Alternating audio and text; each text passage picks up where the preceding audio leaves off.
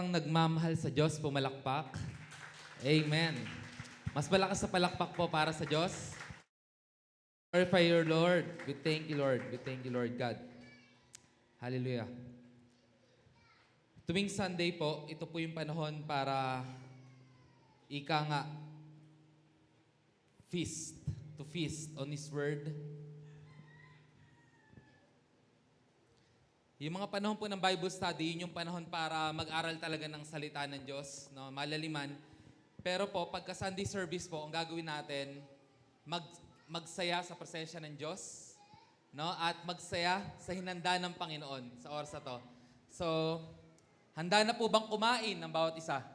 Amen? Kumbaga sa handaan, ito po yung lechon. Yan, salita ng Diyos. Amen. Aking pong hamon, ihanda po natin ating sarili sa pakikinig sa kanyang salita. Nawa po, tayo po ay lumago, mabago, at kung may mga tanong sa ating puso't isipan, masagot nawa.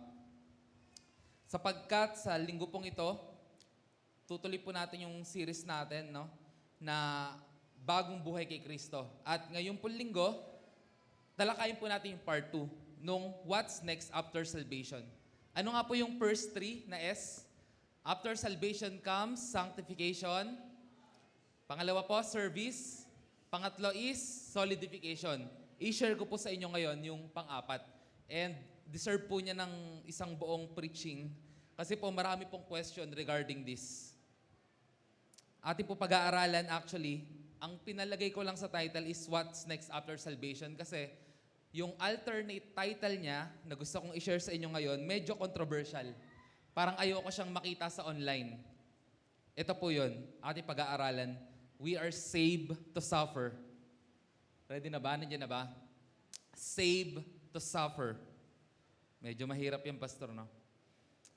Makibukas po tayo sa 2 Corinthians chapter 4, 7 to 16. At tayo po'y tumayo bilang paggalang sa kanyang salita.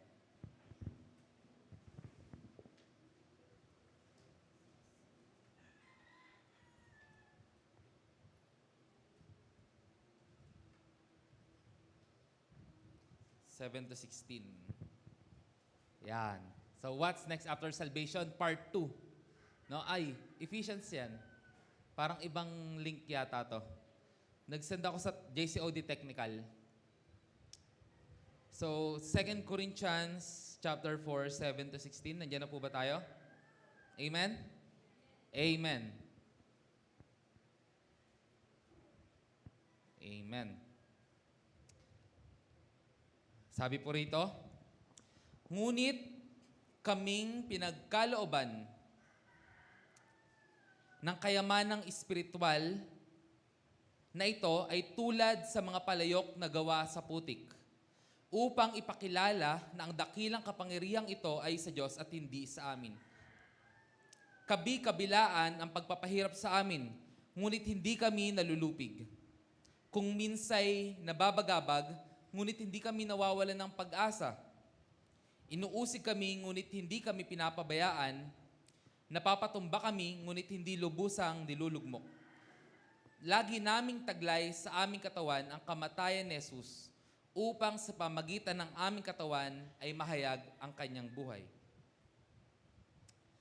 Habang kami nabubuhay, lagi naming nabibingit sa kamatayan alang-alang kay Jesus upang sa aming katawang may kamatayan ay mahayag ang kanyang buhay.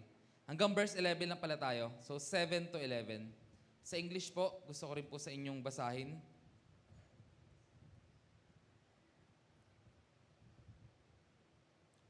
But we have this treasure in jars of clay to show that the surpassing power belongs to God and not to us. We are afflicted in every way but not crushed, perplexed but not driven to despair.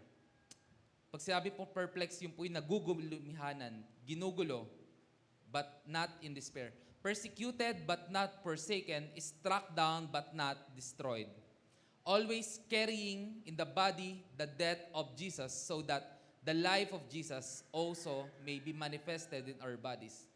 For we who live are always being given over to death for Jesus' sake, so that the life of Jesus also may be manifested in our mortal flesh. Let's pray. Panginoon, mangusap ka po sa pamagitan ng iyong mga salita.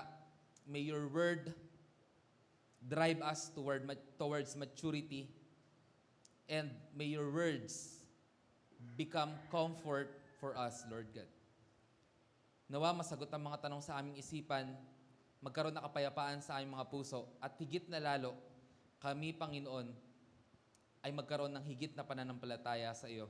Na ikaw ay Diyos, ikaw ay di natutulog, alam mo po ang iyong ginagawa. At ikaw ay buhay na Diyos, at mahal mo kami. Salamat, aming Ama. In Jesus' name, Amen. Makakaupo po na po palakpak. Papuri po sa Diyos. Salamat sa iyo, Panginoon. Isa po muling mapagpalang umaga sa bawat isa at karangalan ko po na makapaglingkod muli sa inyo sa pamagitan po ng preaching. Gandi po sa ating pong mga nanonood sa online sa pong pinagpalang umaga. We are saved to suffer. Wow, Pastor. Grabe po yung claims. We are saved to suffer. Para siya magkabaliktad. Salvation is kaligtasan mula sa kapahamakan. Suffering is dumaan sa paghihirap. No, we are saved to suffer. Ito po yung ika-4 na S. No? Hindi lang po tayo for sanctification, hindi lang po tayo for service, hindi lang po tayo for discipleship or solidification, but we are for suffering. Kagaya ng isang babae na nilikha para magdalang tao, yung katawan nila kaya mag-bear ng higit na sakit kaysa mga lalaki. No? Na ang sabi is yung isa niyang paa nasa hukay na. Iba po yung pain tolerance po ng mga babae. Masabi natin na mahina loob nila, pero pagka yan po, oras sa para mga anak, lumalakas po yung mga loob ng mga yan. No? At gandi sa pag-aalaga sa ng mga anak. So, may tinry po na experiment. Cramps pa lang po to ng mga babae, no, na every buwan-buwan nilang nararanasan. No? Pinaranas daw sa lalaki, sobrang namimilipit. Hirap na. And yung pain naman ng panganak, para kang binabalian ng buto. Maraming buto. So, kung paano ang babae nilikha para mahirapang manganak, well, hindi dapat ganun. Pero bunga po yun ng kasalanan. Alam naman po natin na si Adan ay mamamatay sa pagtatrabaho. Kailangang tumulo yung kanyang pawis, kanyang dugo sa lupa, no? Para tubuan ng pagkain yung lupa. Ang babae naman po, tinanggap niyang sumpa dahil sa kasalanan yung mahirapan siyang manganak. The same is also true for Christians. We are saved. Hindi lang po tayo tinawag upang manampalataya sa Panginoon, tinawag rin tayo to suffer for Christ. Sa Philippians chapter 1 verse 9, no? We are not only saved by Christ, but we are also called to suffer for Christ. For it has been granted to you on behalf of Christ, not only to believe in Him, but also to suffer for Him. Dahil pinagkaloob niya sa inyo, pinagkaloob niya sa atin. Sino nagkaloob? Ang Panginoong Yesus. Pinagkaloob niya sa atin, hindi lamang ang manalig sa Kanya, kundi ang magtiis din naman alang-alang sa Kanya.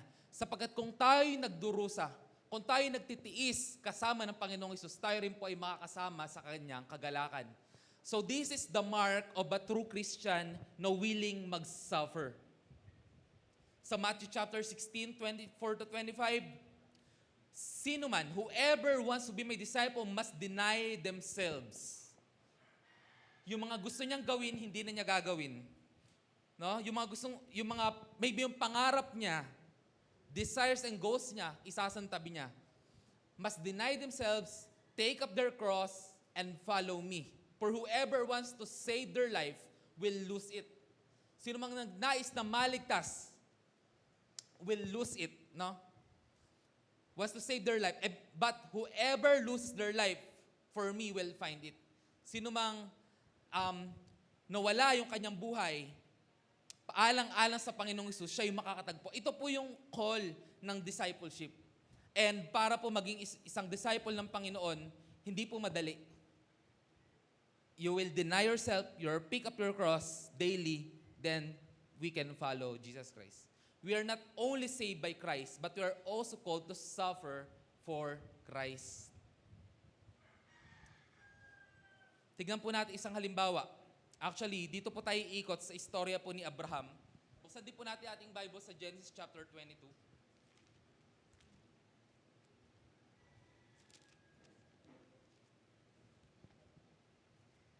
Sometime later, God tested Abram. And he said to him, Abram, here I am, he replied. Abraham was tested because of his righteousness. I would say, mga mahal ko kapatid, ito na po yung final test para kay Abraham. Una, sinubok yung kanyang pananampalataya kung willing ba siyang pumunta mula sa Haran, papunta sa lugar na hindi niya pa napupuntahan, which is yung Kanaan, lupang pangako, no, para tanggapin yung pangako ng Diyos. Yun yung unang challenge sa kanya. Pangalawang challenge sa kanya is kung kaya ba niyang panampalatayaan na kahit matanda na siya, magkakaroon pa siya ng anak. Yun yung pangalawang challenge. Ngayon, sabi ng salita ng Diyos, Abraham believed and it was counted for him as righteousness. Dahil sa kanyang pananampalataya, tinuring siyang matuwid. Ngayon, for the last and final test, yung answered prayer mo, ihandog mo sa akin. Ulitin ko, yung final test, yung answered prayer mo, yung pangako ko sa'yo, ihandog mo sa akin. No? Ano po yung test kay Abraham?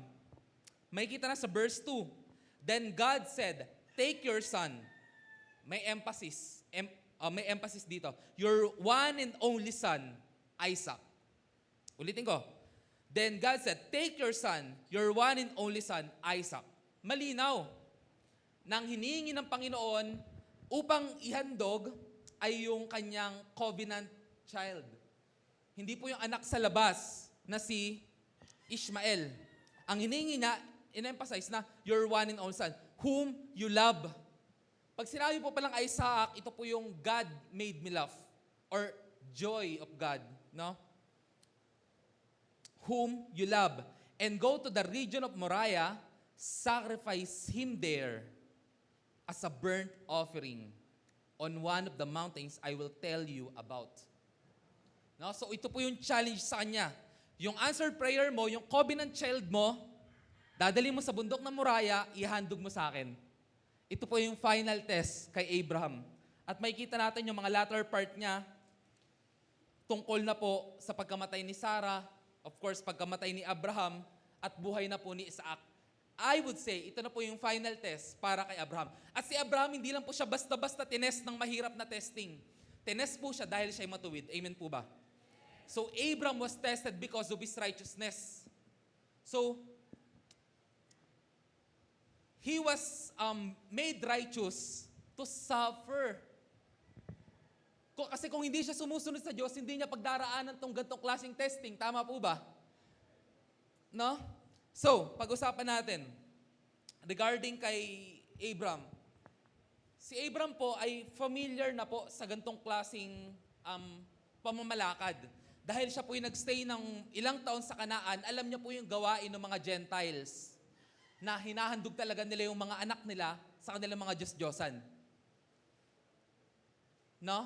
Kaya si Abraham, kilala niya yung kanyang Diyos. Na yung Diyos niya hindi kagaya ng mga Diyos-Diyosan. Alam niya, no, that God will provide. Yun yung gusto ko sabihin, that God will provide. Later, pag-usapan natin kung ano yung mga nangyari nung anong yan. Kasi later, may mga main points for that. Pero malinaw po ba that Abraham was tested because of his righteousness? Amen po ba? Okay, ikalawa. Job was tested and suffered because of his, once again, righteousness. Sino po nakakilala kay Job? Amen. Tingnan po natin kay Job. Sa Job chapter 1 verse 8. Napansin mo ba ang lingkod kong si Job? Tanong ni Yahweh. Wala siyang katulad sa daigdig. Mabuti siyang tao, sumasamba sa akin, umiiwas sa masamang gawain. Sa English, then the Lord said to Satan, have you considered my servant Job? There is no one on earth like him. He is blameless and upright. Sa ibang salin, he is blameless and righteous. A man who fears God and shuns evil. No? Kung si Job, kagaya lang ng ibang tao, hindi siya dadaranas ng ganitong klaseng paghihirap. Tama po ba? Pero dahil po si Job ay matuwid, walang kagaya sa earth, he was tested and because of it, he suffered. Dahil sa kanyang righteousness. Mga mahal ko kapatid, because they are saved, they suffered. Amen. Dahil sila'y matuwid, they suffered. And dumaan po sila sa mga testing. Ngayon, mga mahal ko kapatid, may dalawang klase ng suffering. No? Unang suffering is tinatawag na shameful suffering. Tingnan natin, 1 Peter 4 verse 5. Next slide. No? Yung shameful suffering is nagsasuffer tayo dahil hindi matuwid yung ginawa natin. No? Tignan nga po natin yung verse na yan. If you suffer, you should not suffer as a murderer or thief or any other kind of criminal or even a meddler or manlilinlang. No? Huwag nawang mangyari na magdusa ang sino man sa inyo. Kausap po niya mga Kristiyano. No? Huwag nawang mangyari magdusa ang sino man sa inyo dahil siya'y mamamatay tao, magdanakaw, salarin o pakialamero. So yun po yung tinatawag na shameful suffering. Pag tayo po nagkasala sa batas, gumawa tayong mga kalokohan, ito yung tinatawag na shameful suffering. No? Na mariin sinasabi po ni Pedro, Apostol Pedro dito na kung magsasuffer kayo, wag naman dahil nakulong kayo, na-blatter kayo, dahil may ginawa talaga kayong masama. No? Yun yung tinatawag na shameful suffering. At kung tayo nag-suffer dahil doon, nakakahiya. Nakakahiya. But, may tinatawag na unshameful suffering. Ito yung righteous suffering. Tingnan natin sa verse 16. Ano sabi po dyan sa verse 16? Ngunit kung kayo magdusa dahil sa pagiging Kristiyano, huwag ninyong ikahiya ito. Sa halip pagpasalamat kayo sa Diyos sapagkat taglay ninyo ang pangalan ni Kristo. It is expected for us, Christians, bearing the name of our Lord Jesus Christ, ay nga, Christians. It is expected for us na mag-suffer for His name's sake. No? So kung mag-suffer tayo, kung magdurusa tayo, kung uusigin tayo, nawa, hindi dahil sa kalokohan na ginawa natin. Nawa, dahil dala-dala natin ang pangalan ng Panginoong Jesucristo. No? At sinasabi rin, Mateo chapter 5 verse 12, kung tayo pagsasabihan ng mga masamang salita, mga kasinungalingan, dahil sa pangalan ni Kristo, magalak tayo, sapagkat dinaragdagan nilang ating kayamanan sa langit. No? If there is suffering, there is enduring. Tatandaan po natin, mga mahal ko kapatid, na ang Panginoong Hesus muna ay persecute, tinuya. Higit ba tayong dakila kaysa sa ating Master, kaysa sa ating Panginoon? Hindi po. Kung siya po ay nagdusa, kung siya po ay pinahiya, kung siya ay na-persecute, expect na po natin na tayo rin po ay mapapersecute. Amen po ba? Kaya po, sa mga school, sa bahay natin, sa mga trabaho natin, wag po tayong maging secret agent na sikretong Kristiyano para wala sa ating i-expect. Hayaan nating mag-expect sila sa atin. Paano ba mag-work ang isang Kristiyano? Paano ba maging isang estudyante ang isang Kristiyano? No? Paano ba maging boss ang isang Kristiyano? Maging employer ang isang Kristiyano? Let us not be ashamed if we will suffer righteously. Amen po ba? Amen. Palakpakan naman po natin ang Panginoon. Hallelujah. Consider it pure joy whenever we face trial of many kinds. No? James chapter 1 verse 2 to 4. Mga kapatid, magalak kayo kapag kayo dumaranas ng iba't ibang pagsubok. Ito, counterintuitive na naman. Sabi ng salita ng Diyos, mga kapatid, magalak kayo kapag kayo dumaranas ng iba't ibang pagsubok. Sino bang gustong dumaan sa pagsubok? Wala pong gustong, masarap po ba dumaan sa pagsubok? No? Nasira yung negosyo, may namatay na mahal sa buhay, no? Merong nagkaroon ng karamdaman, no? Kagaya ng mga nangyari kay Job, kagaya ng nangyari kay Abram. Mga mahal ko kapatid, mahirap ito. Pero ang sabi po ng salita ng Diyos, magala kayo kung kayo dumaranas ng iba't ibang uri ng pagsubok. Ano po itong iba't ibang uri ng pagsubok? Maaring tungkol sa family, maaring tungkol sa pinansyal, no? Maaring tungkol sa kalusugan. Sabi nga, magala kayo kung kayo dumaranas ng iba't ibang uri ng pagsubok. Kung ano man yung pagsubok na nasa isip mo, ang sabi ng salita ng Diyos, magalak ka.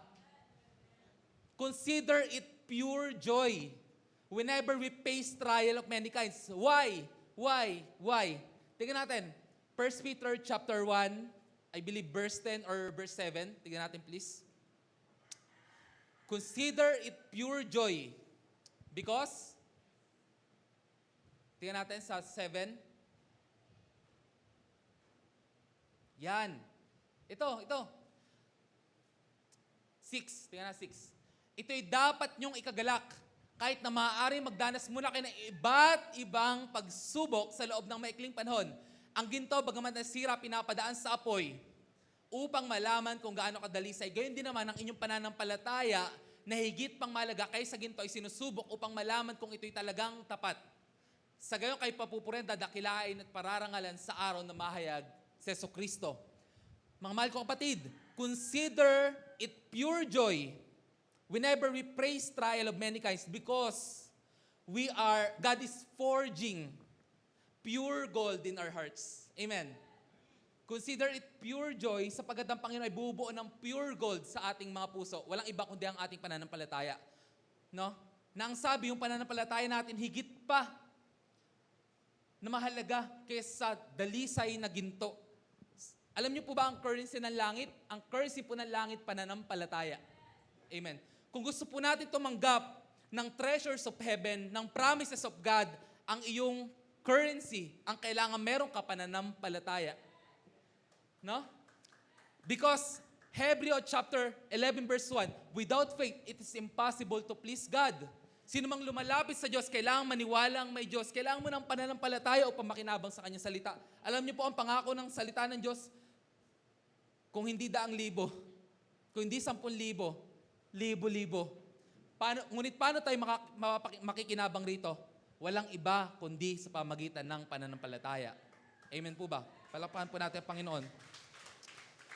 Kaya po, kung nais po natin makinabang, kailangan po natin i-work out ang ating pananampalataya. Kailangan po natin i-work out yung ating kakayanan na magtiwala sa salita ng Diyos. At alam nyo ba mga mahal ko kapatid, ang the best way para mapataas ang ating pananampalataya? Suffering. Trials, testing. Yan po yung best way. Yan po yung the best way na ginawa ng Panginoon para matanggal yung mga impurities sa ating life, makita natin kung ano ba yung pinakamahalaga. Suffering. Kaya, let the work of suffering persevere in our lives. No? If we will suffer, let us suffer righteously. Amen. Huwag po natin sino-shortcut ang mga proseso. Yun po ang masabi ko. Huwag po natin sino-shortcut ang mga proseso. Yan. Amen. Ngayon po, tignan po natin yung 3 P sa purposeful suffering. Meron pong purposeful suffering. At ito po makikita po sa buhay po ni Abraham.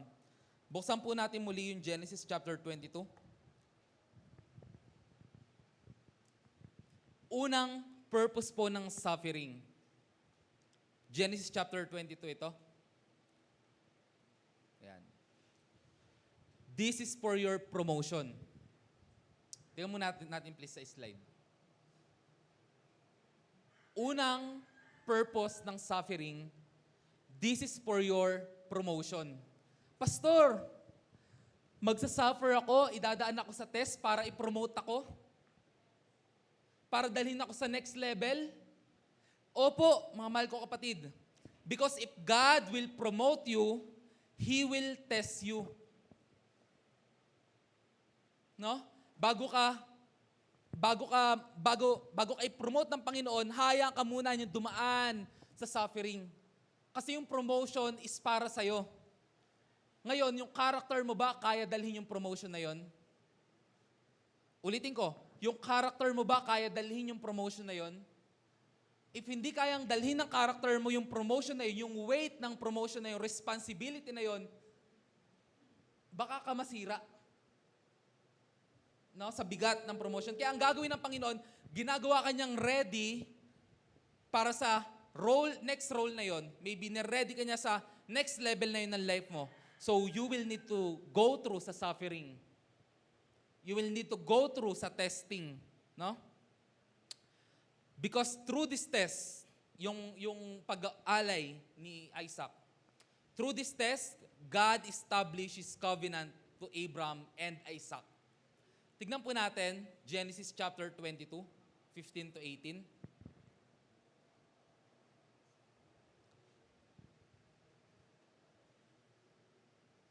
Ito, 18. Yan. Ay, 15 pala, sorry. 15. Yan. Mula sa langit, nagsalitang muli kay Abraham ang anghel ni Yahweh. Ako'y nangangako sa pamagitan ng aking pangalan, Yahweh. Ang tibay po ng pagkakasalita rito. Grabe. Sa English, I swear by myself, declares the Lord. Mapapansin natin, nanumpa si Yahweh sa kanyang pangalan, sapagkat wala nang hihigit pa sa kanya. At pag si Lord nanumpa sa kanyang pangalan, naku po, hindi po ito pwedeng hindi mapangyayari. No? Dahil po napagtagumpayan po nila yung test, ito po ang nangyari. Sapagkat hindi mo pinagkait sa akin ang kaisa-isa mong anak, pagpapalain kita, ang lahi mo'y maging sindami ng bituin sa langit at ng buhangin sa dagat, sasakupin nila ang mga lunsod ng kanilang mga kaaway sa pamagitan ng iyong lahi, pagpapalain ang lahat ng bansa sa daigdig sapagkat sinunod mo ang aking utos. Yung mga nauna pong covenant, yung mga nauna pong pangako ng Panginoon, sinong kausap ni Lord? Ang kausap niya si Abraham. Tama. Pero by this time, kausap niya si Abraham, pero nandun din si Isaac. Nagets niyo? So yung final and greatest confirmation po ng covenant ng Panginoon is ginawa na niya kay Abraham and kay Isaac. Kasi siya na yung magpapatuloy eh. Si Isaac na yung magpapatuloy eh. No? And na-establish yung covenant na yon dahil napagtagumpayan niya itong test na ito. Mga mahal ko kapatid, maaaring dumadaan ka sa pagsubok. Suffering. Pag sinabi suffering, ano ba ito? Nagdudusa ka. Mahirap. Para kang nako-corner sa ibabaw, sa ilalim, sa magkabilang gilid. No, para kang iniipit ng nag-uuntugang bato. Hindi ka na makahinga. Hindi ka makatulog sa gabi. Ang dami mong iniisip na problema. Pero mahal ko kapatid, kagaya ng isang binhi, ang binhi para tumubo kailangang ibaon sa lupa. Maaring nakaredy ka na sa pamumunga, paglago, pero kailangan mo dumaan sa suffering. Kailangan mo dumaan sa test, no? For Abraham, ganun po ang nangyari. Also for Job. Job was triumphant after the trial. Ito pong trial ni Job, mahaba po ito. No? Mahaba po ang panahon na binilang ng kanyang trial. Na alam naman po natin, nangyari po kay Job, nawala sa kanyang lahat. No? Nawala sa kanya yung mga hayop, hanap buhay niya, yung kanyang mga anak, even yung asawa nawala sa kanya. Bakit? Kasi, ano na siya eh. Sabi, sumpayin mo rin Diyos mo para mamatay ka na. Sabi ng kanyang asawa. Pero alam niyo po ba, sa Job chapter 42, verse 12 to 16, kung ano po nangyari? Ito po ang nangyari. Tingnan natin kung paano tinurn ng Lord. 360 degrees. 180. No. Ang manghuling araw ni Job ay higit na pinagpala ni Yahweh. Amen. Kung dati meron lang siyang bigyan siya 14,000 tupa. 6,000 kamelyo, 2,000 baka at 1,000 inahing asno. Kung dati siya na yung pinakamayaman sa kanilang lupain, higit pa siyang pinagpala ng Panginoon. Amen po ba? Hallelujah. Nagkaroon pa si Job ng 7 anak na lalaki at 3 babae. Ang pangalan ng mga babae ay Jemima, Kesha at Keren Hapuk. Ang mga anak na babae ni Job, ang pinakamaganda sa buong lupain. Na-amaze lang ako ng pinangalanan lang babae. Na yung mga 7 lalaki hindi pinangalanan, no? Nakaka-amaze dito. Sa buong lupain, pinamanahan din niya ang mga ito tulad ng mga anak ng nalalaki. Wow. No? Si Job ay nabuhay pa na 140 taon. Wow, nabuhay pa siya ng 140 years. Wow. Inabutan pa siya ng kanyang mga apo sa ika-4 na salinlahi. Wow. Matandang-matanda na siya nang siya'y mamatay. Alam niyo po, mga mahal ko kapatid, kaya po ito dinanas ni Job. Kaya po dinanas ni Job itong promotion, itong pagpapalang ito, dahil una sa lahat, dinanas niya yung trial. Dinanas niya yung suffering. At sa dulo ng suffering, siya po ay naging matagumpay. Mahal ko kapatid, hindi ka lang po tinawag ng Panginoon para maligtas. Tinawag ka rin niya upang dumanas ng pagdurusa alang-alang sa kanyang pangalan.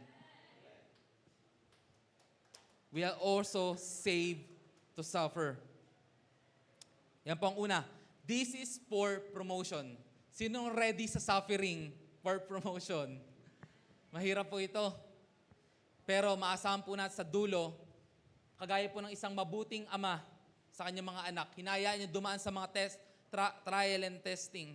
Kagaya ng isang mabuting guro, hinahayaan niya dumaan sa mga exams para po sila ay ma-promote. Ganun din po at higit pa ang ating Diyos na mapagmahal sa atin. Kalawa po, this is for your provision. This is for your provision. Genesis chapter 22, verse 8.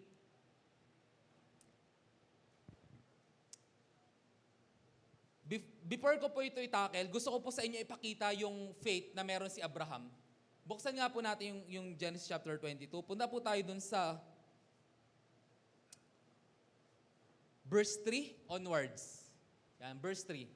So ito po yung nangyari. Kinabukasan, maagang-maaga pa bumangon na si Abraham at nagsibak ng kahoy na gagamiting panggatong sa handog na sunugin. No?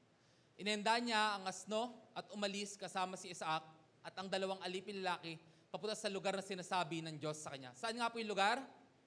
Rihiyon or lupain ng Moriah. Okay. Tapos sa lupain ng Moriah, meron dong isang bundok or burol. Okay. Nang 3 araw ng paglalakbay, so 3 days sila naglakbay, natanaw na nila ang dakong kanilang pupuntahan. Kaya sinabi na Abraham sa kanyang mga alipin, bantayan ninyo rito ang asno at kami na lamang ng bata ang aakyat sa bundok. Sasamba kami sa dako roon at babalikan namin kayo. Ang gusto ko pong emphasis dito, mga kapatid, alam ni Abraham na ihahandog niya si Isaac. So pag hinandog niya si Isaac, anong gagawin? Sasaksakin, tapos susunugin. So tanong, kung ginawa ba niya yun, may babalik ba siya nakasama? O mag-isa na lang siya? Wala na. Pero tignan niyo po yung faith dito ni Abraham. Sabi niya, ang gagawin nila, sasamba sila sa dako roon at babalikan namin kayo. So yung faith na meron po si Abraham, alam niya na babalik sila. Alam niya na ang gagawin nila, sasamba sila doon. Alam niya na yung gagawin niya, ano yung worship niya? Ano yung worship niya? 2 po yung worship niya ritong ginawa. At yung pinakamahalag niyang ginawang worship is yung una. Ano po yun? Well, yung pangalawa na lang. Ang una niyang ginawang worship is nagandog siya ng tupa. Tama? Una. Pero alam niyo po yung pinakamahalaga niyang ginawang worship? Yung pangalawa. Sumunod siya. So sinabi dito ni Abraham, akit kami, pupunta kami doon, sasamba kami at babalik kami. Babalikan namin kayo. Ibig sabihin, ang sabi po rito ni Abraham, susunod kami kay Yahweh. Susunod kami. Obedience. Sapagkat ang pagsunod ay higit na mainam kaysa handog na sinusunog. No? Ang pagsunod ay higit na mahalaga kaysa mga taba ng tupa. Pero ang pagsuway naman ay higit na masama kaysa sa pangkukulam. Wow. So, anong sabi niya rito? Samba kami sa dako roon, babalikan namin kayo. So, yun yung faith na meron po dito si Abraham. And verse 6, pinapasan ni Abraham kay Isaac ang kahoy na panggatong, dala naman niya ang apoy at patalim at magkasama silang lumakad. Ngayon, So, lugar ng Moriah, region of Moriah, at merong bundok silang aakitin, no? So, sinearch ko, I was hoping na yung inaakit nilang bundok is Golgotha. Kasi, foreshadowing po ito ng ginawa ng Panginoong Hesus. Tignan natin, no? Pinasa ni Abraham kay Isaac ang kahoy na panggatong. Parang sa Golgotha, di ba? Dala-dala ng Panginoong Hesus yung krus ng Kalbaryo. No, papunta siya sa Golgotha.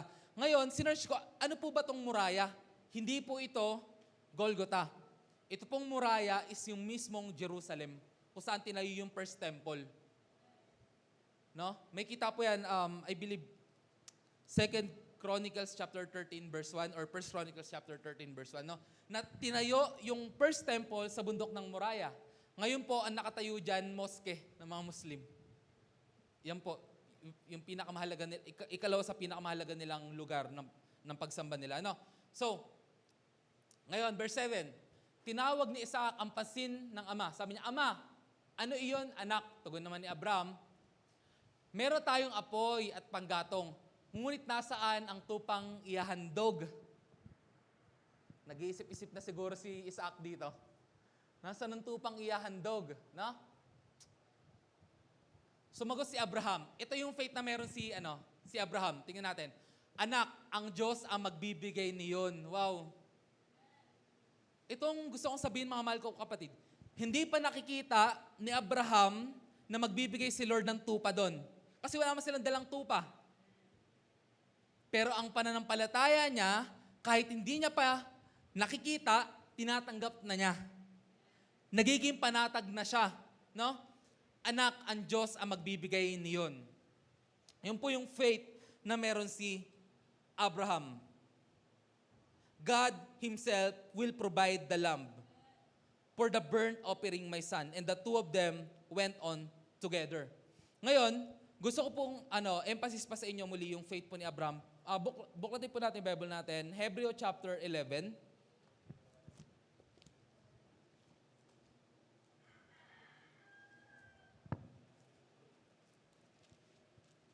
Chapter 11 verses 17.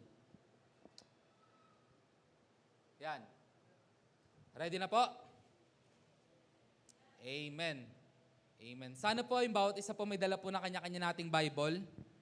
No, kung wala pa, hingi po kayo Pastor Angelo, Pastor JB, para po, kasi po, kasama na po natin sa buhay natin tong Bible. Amen po ba? Dapat po may kanya-kanya tayong Bible. Okay, nang subukin ng Diyos si Abraham, pananampalataya din ang nag-udyok sa kanya na ialay si Isaac bilang handog sa Diyos. Buong puso niyang hinandog ang kaisa-isa niyang anak, gayong ipinangako sa kanya ng Diyos na kay Isaac magmumula ang magiging lahi niya. So, medyo contradicting na sa pamagitan ni Isaac, pagpapalain lahat ng bansa, magkakaroon siya ng mga supling na sindrami ng bituin sa langit, no? Pero papatayin yung ugat, yung pagmumulan, papatayin yung legitimate na anak, no? Pero ito yung faith ni Abraham. Tingnan natin. Naniniwala siya na kaya ng Diyos na bumuhay ng patay.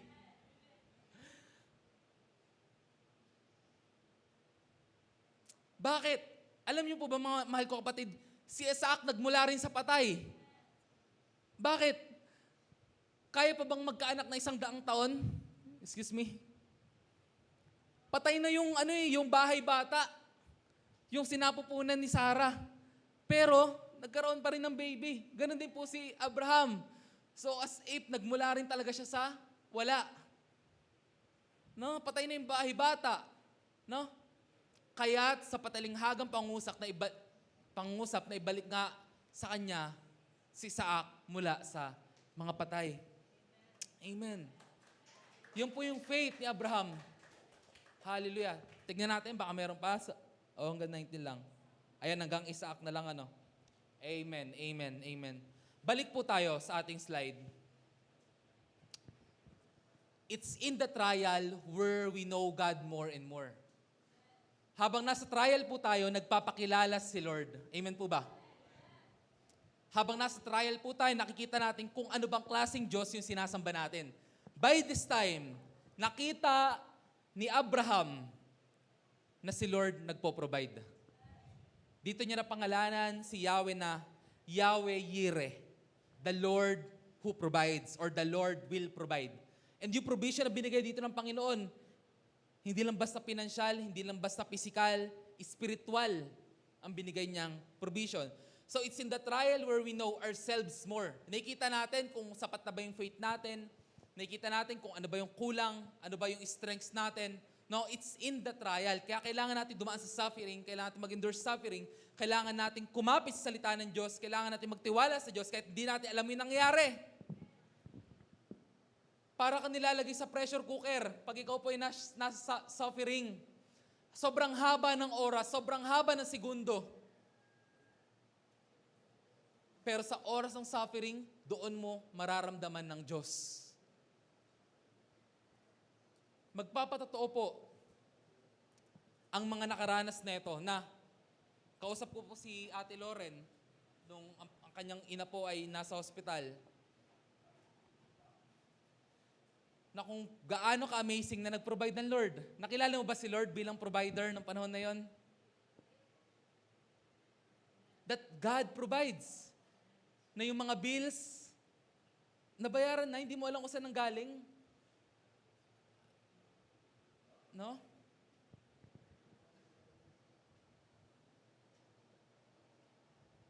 Hallelujah. It is during suffering na nagpapakilala ang Panginoon. Makikilala mo kung gaano siya nagpo-provide, kung gaano siya nagpapagaling, kung gaano siya sumasama, kung gaano siya nagiging siya yung tangi mong kailangan. No, it is during suffering that God provides. Nakikita natin higit na lalo yung kanyang pagiging provider. And finally po, this is for perfection. Mga mahal ko kapatid, pag sinabing perfection, maturity.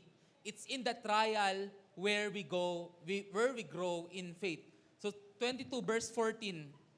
So Abram called that place, the Lord will provide.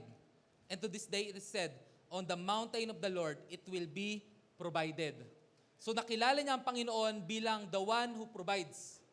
Naniniwala po ako mga mahal ko kapatid, na pagka lumalampas po tayo sa mga trial, nakikilala natin si Lord sa panibagong level. Amen po ba? Mas nagiging mature yung faith natin. Si Lord pala talaga, hindi ako iniwan. Si Lord pala talaga yung aking kasama. No? Si Lord pala talaga, hindi nakakalimot. Si Lord pala talaga yung nagpo-provide. Siya lang pala talaga yung tag-iisa kong kailangan. Nakikita po natin yung mga bagay. Si Lord pala talaga yung nagpapagaling. Sa Kanya pala talaga galing yung buhay. No? It's in the trial where we grow in faith. Pag nakikilala natin si Lord sa ibang level, ibang depth, doon po tumataas yung antas ng ating pananampalataya. Amen po ba? So let ourselves go through in suffering. Hayaan nating dumaan tayo sa mga trials, sa mga pagsubok. Mahirap man sabihin, pero namnamin mo ng may pananampalataya sa Diyos. Mahirap. Pero mahal ko kapatid, those who sow in tears will reap in joy. Naroon man ang luha sa magdamag, galak naman ay darating pagsapit ng umaga.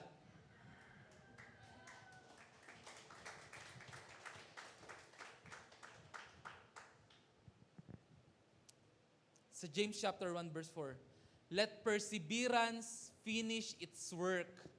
Ibig sabihin pala yung suffering, nagbubunga po siya ng perseverance. No? Yung suffering, yung pagdurusa, nagbubunga ng perseverance. Pag sinabi perseverance, ito po yung pagtsatsaga. Mga mahal ko kapatid, kung ikaw po ay nasa suffering, kung ikaw po ay nasa pagdurusa, kung ikaw po ay nasa trial, pagtsagaan mo. Kung maaari, igapang mo. Pero wag kang lalayo sa Panginoon. No, kung maaari, gumapang ka, lumuhod ka, pagtyagaan mo. Sabi, let perseverance finish its work. Kaya mahirap, kaya mabagal, kaya matagal.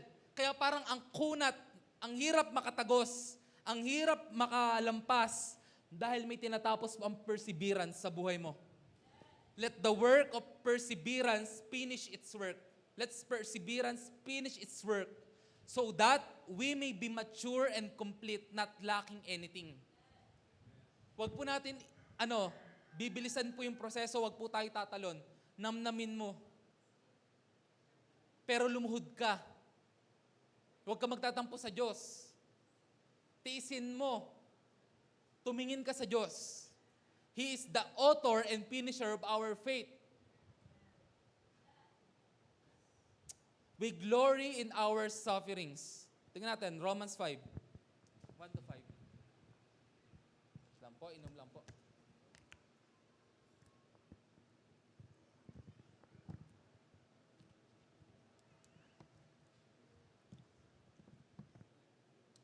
Amen. So sabi po rito, sapagkat napawalang sala tayo sa pamagitan ng ating pananampalataya, meron tayong mapayapa ugnayan sa Diyos sa pamagitan ng ating Hesukristo. At sa pamagitan ng pananampalataya kay Hesukristo, tinamasa natin ang kagandang loob ng Diyos. At tayo nagagalak dahil sa pag-asang tayo makikibahagi sa kanyang kaluwalhatian. Okay. Sabi rito, nagagalak tayo sapagkat tinamasa natin biyaya ng Diyos at tayo makikiisa sa kanyang kaluwalhatian. Sino nagagalak dahil makikiisa sa kaluwalhatian ng Panginoong Hesus? Sino nagagalak dahil nakasulat yung kanyang pangalan sa aklat ng buhay? Amen. Ngayon, sabi rito, hindi lamang yan yung kinakagalak natin. Kinakagalak din natin ang mga kahirapan na ating tinitiis. Wow. Ang nagsalita po na ito si Pablo. Nagagalak siya kinakagalak niya ang paghihirap na kanyang tinitiis. Bakit? Dahil alam natin na ito'y nagbubunga ng pagtsatsaga. Yung kahirapan daw na ating tinitiis, nagbubunga ng perseverance or pagtsatsaga. Yung pagtsatsaga naman ay nagbubunga ng good character or mabuting pagkatao. Yung good character naman nagbubunga ng hope. At hindi tayo binibigo ng hope na ito, ng pag-aasang ito sapagkat ang pag-ibig ng Diyos ay binuhos sa ating mga puso sa pamagitan ng Espiritu Santo na pinagkaloob sa atin. Kaya mga mahal ko kapatid, pansin nyo ba, yung tao, pakinggan nyo ako mabuti, yung tao na dumaan sa katakot-takot na pagsubok, katakot-takot na suffering, maybe naranasan niya yung betrayal, naranasan niya yung hurt, naranasan niya yung mawalan na mahal sa buhay, naranasan niya yung kabilang pagsubok, sila po yung merong humility. Pansin niyo yan. Ay, ibang klase po yung mga taong yan. No? Maybe mabilis sila ma-misunderstood, but they are full of humility dahil dumaan po sila sa suffering. They are full of hope. They are full of love because dumaan sila sa suffering at nalampasan nila yon. Kaya nga si Jacob, hindi na Jacob ang pangalan naging Israel na siya From deceiver to becoming a prince of God or mananagumpay na kasama ang Diyos. So mga mahal ko kapatid, we glory in suffering. Dahil sa suffering po, nagiging kamukha tayo ni Jesus Christ bawat araw. Palakpakan po natin ang Panginoon. Hindi lang po niloob na tayo maligtas, niloob rin na tayo ay mag-suffer para sa kanyang pangalan. We are suffering but not perishing. Tingnan natin next slide, please. We are suffering but not perishing. Alam niyo po, sabi sa John chapter 3 verse 16, For God so loved the world that He gave His only begotten Son, that whoever believes in Him shall not perish. Pinag-uusapan natin yung suffering, but we will not perish.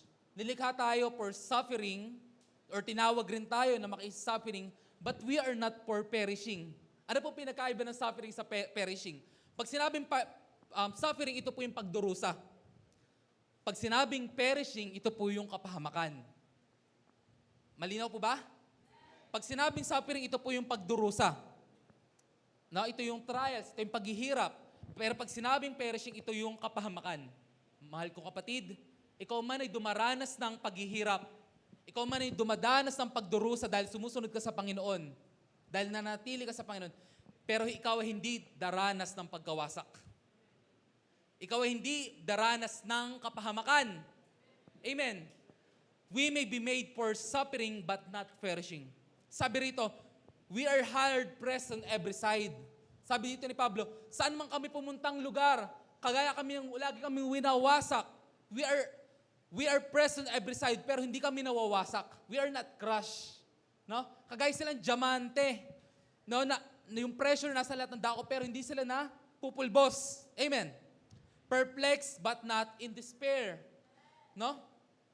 Perplexed but not in despair. They're persecuted but not abandoned. No, sila pinapahirapan, pinapersecute, pero hindi sila pinapabayaan. Sino rito hindi pinabayaan ng Diyos?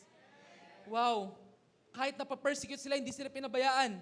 We always carry around in our body the death of Jesus so that the life of Jesus may also be revealed in our body. Nasa marka na ng katawan nila yung kamatayan ng Panginoong Hesus.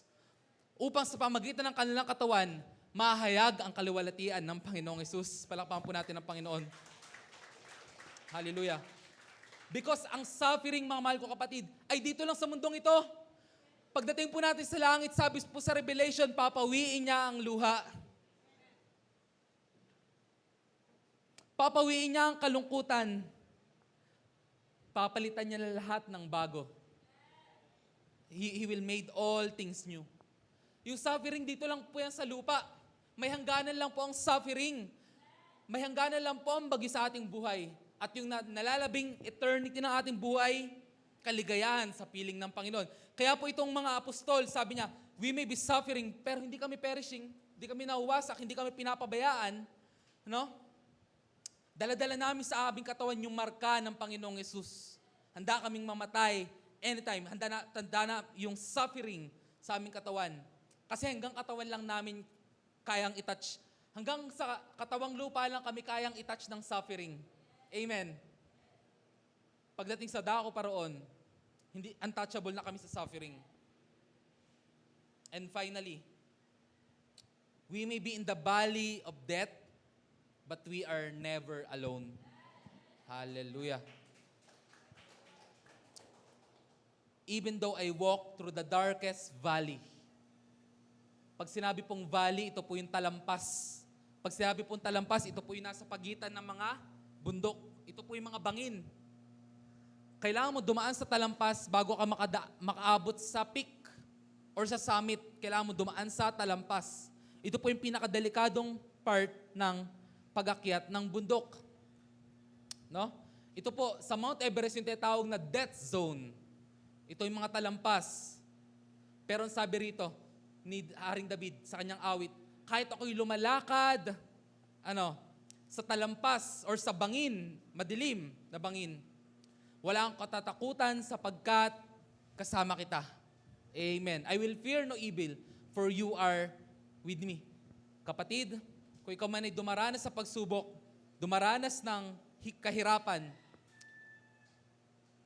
you are not alone. Amen. You are not alone. Maaari po ba tayong tumayo sa oras na ito?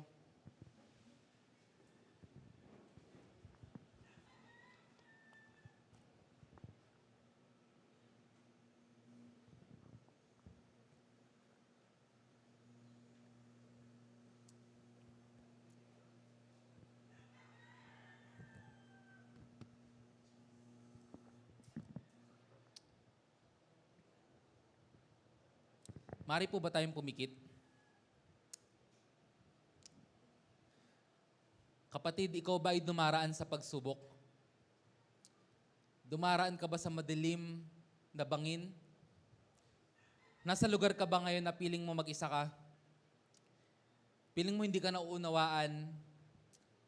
Piling mo pinagkakaisahan ka ng buhay? O dumaraan ka ba sa pagsubok mo ngayon na kailangan mong magtiwala sa Diyos dahil meron kang karamdaman?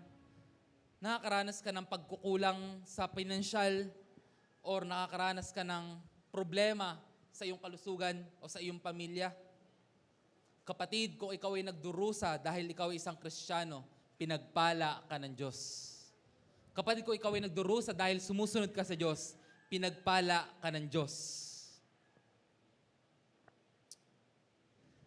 At sabi sa kanyang pangako, I will be with you until the end of the age. Ipikit mo ang mata mo sa Panginoon. Tayo lumapit sa Kanya. O Diyos, salamat po dahil Mahal mo kami. Kilala mo kami, O Diyos. Salamat, Lord God, na hindi lang po kami nag-suffer mag-isa. Jesus suffered with us. Na ang Panginoong Hesus, bagaman Diyos, matuwid, ay nagkatawang tao, nanahan, nakasama namin. Siya'y tinukso sa lahat ng pamamaraan, ngunit hindi siya nagkasala. Siya isang mabuting pari na tagapamagitan sa amin. Siya na alam ang aming pinagdaraanan. Siya na sa kabila ng kamatayan, Panginoon, ay tinuring pa rin kaligayahan ang maipako sa krus.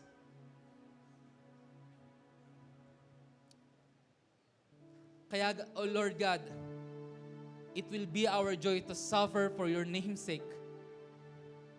It will be our joy to suffer for your name's sake. Dahil alam po namin, nakasama ka namin. Dahil alam po namin that all the way, O God, hindi mo po kami pinapabayaan. Ikaw po ang aming lakas. Ikaw po ang aming sandigan. Habang tayo nakapikit, maaari po ba natin awitin sa Panginoon?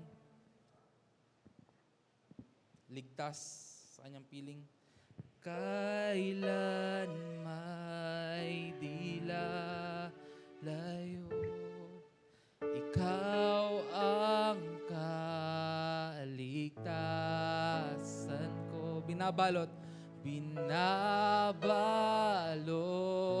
ng iyong lakas. Sa bisig mo, sa bisig piling mo, ako'y ligtas kailanman di lalayo. Ikaw ang kaligtasan ko. Binabalot ng iyong lakas. Sa piling mo, ako'y for the last time. O kailan may di lalayo, ikaw ang kaligtasan ko. Binabalot ng iyong lakas. Sa piling mo, ako'y ligtas. Sandigan ng puso ko ay nahanap sa'yo, Kristo.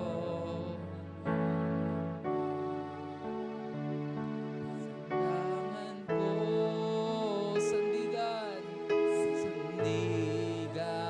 ng puso ko ay nahanap tanging sa'yo.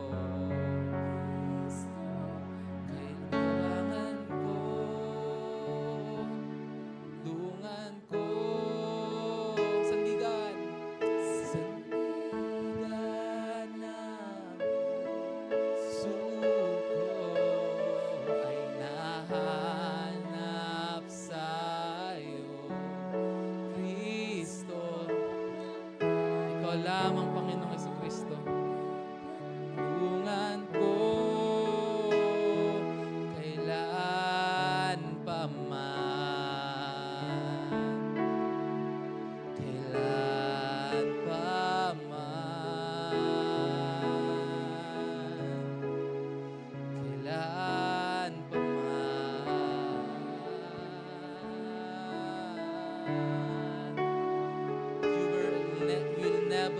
You will never leave us nor forsake us, O God. Hindi po kami iniwan na kagaya ng mga ulila sa halip. Kasama namin, Ikaw, Banal na Espiritu, hanggang sa muling pagbabalik ng Panginoong Hesus. Siyang aming makakausap, tagapagturo, gabay, tagapagtanggol, comforter. Lord God, yung mga dumadaan suffering, may you comfort them, O God. May you strengthen them, O God. May you empower them and teach them and mold them, O God.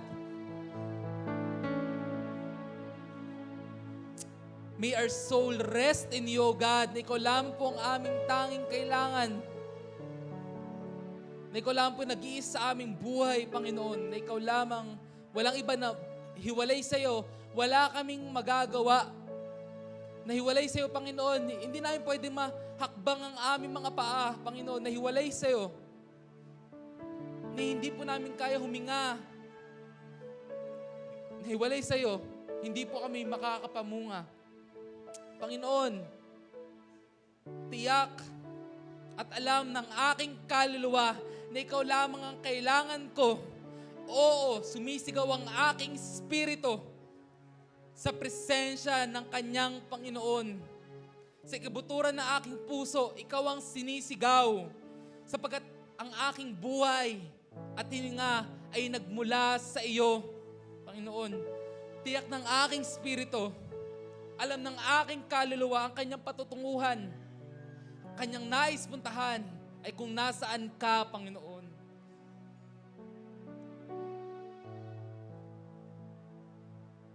Bagaman ang aking katawan ay mahina,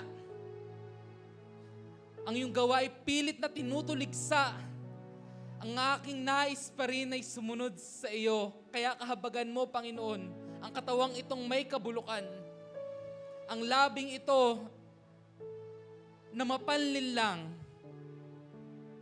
ang mata na ito na ang nais ay kalayawan, ng taingang ito na ang nais ay pagkakaabalahan.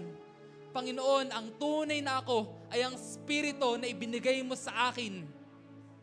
Ang tunay na ako ay ang spiritong muling binigyan ng buhay ng Panginoong Jesucristo doon sa krus ng Kalbaryo. Ako'y binilang sa pamilya ng Diyos. Ako'y dinala mula sa kadiliman papunta sa liwanag.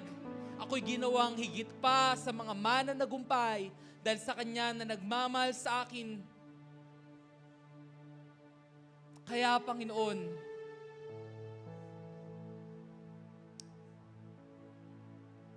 ang aming kapanatagan ay tanging sa iyo, O Diyos. Tiyak na nalalaman ng aking kaluluwa. Salamat po na pinalakas mo po ang bawat isa, aking mga kapatid. Purihin ka, aming Diyos. We will be glad to be called your servants to suffer for your name's sake.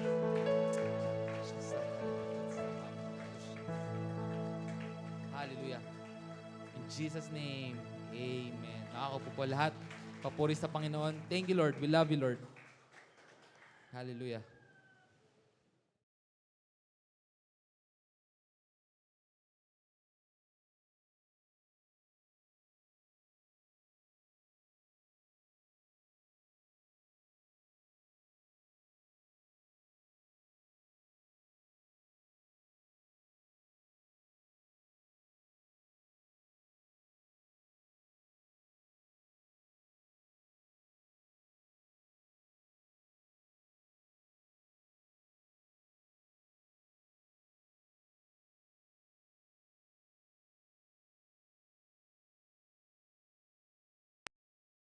Narinig mo na ba? Narinig mo na ba? Narinig mo na ba? Narinig mo na ba na ang Diyos ay magbubuhos ng masaganang pagpapala? Tumanggap ng kaligtasan, kalayaan, kapahingahan at kapayapaan, kagalingan at katugunan sa lahat ng ating mga pangangailangan. Ang Jesus Christ, our Deliverer Christian Fellowship, ay nakahandang maging daluyan ng masaganang pagpapala para sa iyo. Samahan niyo po kami sa gawain ng Panginoon. Maaabot ka kahit sa loob ng iyong tahanan through our different online platform. You are invited! Come! Join us! Halina! Tara! At ihandog ang ating mga pasasalamat, pagpupuri at pagsamba sa ating Diyos na buhay. Be online and be blessed! Be online and be blessed! Be online and be blessed.